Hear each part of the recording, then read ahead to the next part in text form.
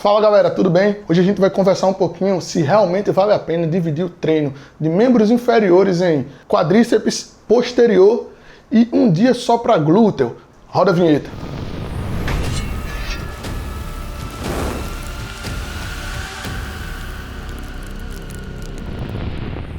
Então vamos lá.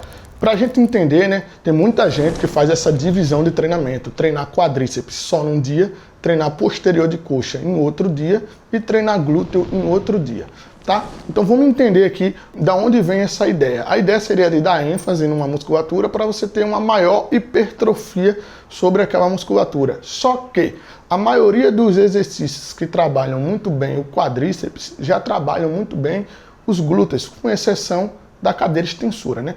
Então, partindo daí, a gente já não consegue aumentar o trabalho de quadríceps sem aumentar o trabalho de glúteo. Lógico, se a gente excluir a cadeira extensora, tá? Não estou falando da cadeira extensora aqui.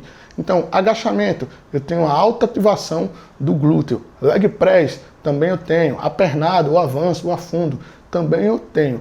Principalmente quando feitos em grande amplitude, tá? Então, se tu vai pensar em dividir o teu treinamento dessa forma, pensa de outra forma.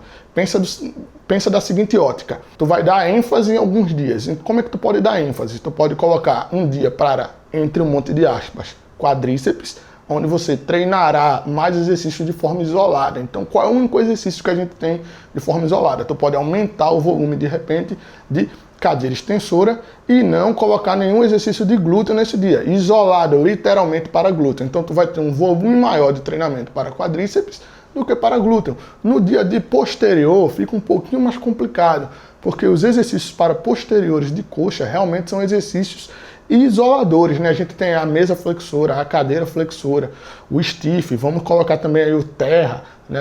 O levantamento terra. Então, de repente, se tu tem um posterior muito fraco, pode sim ser interessante você dividir, mas não dividir da seguinte ótica, colocar um treino na segunda e um treino na terça. Faz um treino, de repente, com a ênfase em quadríceps e glúteo na segunda-feira, tá? E na quarta-feira, né, como os posteriores não são tão trabalhados nos exercícios de quadríceps, no agachamento o posterior não trabalha tanto, no leg press o posterior não trabalha tanto, no afundo o posterior não trabalha tanto, então tu consegue treinar ele muito bem numa quarta-feira de maneira isolada, né? Ou tu ainda pode colocar de repente algum exercício multiarticular, como é o caso do próprio agachamento, num volume menor. Isso vai depender muito do teu volume de treinamento atual, do teu objetivo em relação a isso e principalmente da intensidade que tu dá a cada treino, tá bom? Se tu quiser saber um pouquinho mais sobre o volume de treinamento, tem um videozinho aqui que eu estou explicando sobre isso, né? E aí vamos para o terceiro dia agora, o dia de glúteo. Será que vale a pena isolar um dia só para glúteo? Né? Na minha opinião, vale muito a pena sim, principalmente se o glúteo for um músculo muito fraco teu.